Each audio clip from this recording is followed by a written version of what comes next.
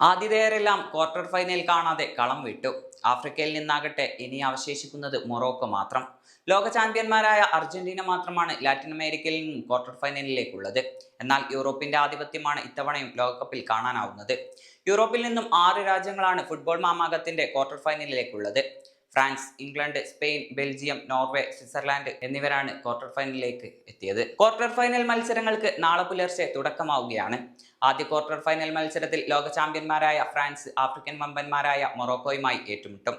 Indian സമയം നാളെ പുലർച്ചെ 1:30 മത്സരം. എംബാപ്പയുടെ പെനാൽറ്റി ഗോളിൽ നോർത്ത് അമേരിക്കൻ രാജ്യമായ പനാമയെ 1 ഗോളിന് തോൽപ്പിച്ചാണ് ഫ്രാൻസ് ക്വാർട്ടർ ഫൈനലിൽ പ്രവേശിച്ചത്. എന്നാൽ മറുഭാഗത്താവട്ടെ ആതിഥേയരായ കാനഡയെ രണ്ടാം പകുതിയിൽ നേടിയ 3 ഗോളുകൾക്ക് തകർത്താണ് മൊറോക്കോ ക്വാർട്ടർ ഫൈനലിലേക്ക് കടക്കുന്നത്. എംബാപ്പയുടെ നേതൃത്വത്തിലെത്തുന്ന ഫ്രാൻസ് ആകുമോ സെമി ഫൈനലിൽ പ്രവേശിക്കുക, അതോ അഷ്റഫ് ഹക്കീമി നയിക്കുന്ന മൊറോക്കോയോ? നമുക്ക് കാത്തിരുന്നു കാണാം. ക്വാർട്ടർ ഫൈനലിലെ രണ്ടാം മത്സരത്തിൽ യൂറോപ്യൻ രാജ്യങ്ങളായ സ്പെയിനും ബെൽജിയവും തമ്മിൽ ഏറ്റുമുട്ടും.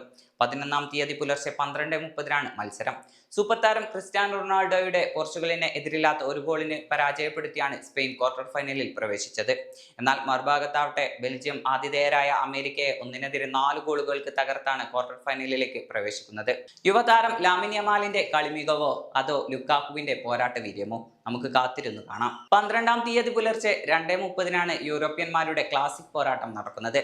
ഫുട്ബോൾ ലോകത്തെ വമ്പന്മാരായ ബ്രസീലിനെ 1-2 ഗോളുകൾക്ക് തകർത്ത് ക്വാർട്ടർ ഫൈനലിൽ പ്രവേശിച്ച എർലിംഗ് ഹാലൻഡിന്റെ നോർവേയും ആതിഥേയ രാജ്യമായ മെക്സിക്കോയെ 2-3 ഗോളുകൾക്ക് പരാജയപ്പെടുത്തിയ ഇംഗ്ലണ്ടും തമ്മിൽ ഏറ്റുമുട്ടും. നോർവേ ഇംഗ്ലണ്ട് മത്സരത്തിൽ യൂറോപ്പിലെ ഗോൾ വേട്ടക്കാരുടെ പോരാട്ടമാണ് നമുക്ക് കാണാനാവുക. ഗോൾ വേട്ടക്കാരുടെ പട്ടികയിൽ 7 ഗോളുകളുമായി നോർവേയുടെ എർലിംഗ് ഹാലൻഡും 6 ഗോളുകളുമായി ഇംഗ്ലണ്ടിന്റെ ഹാരി കെയ്നുമുണ്ട്.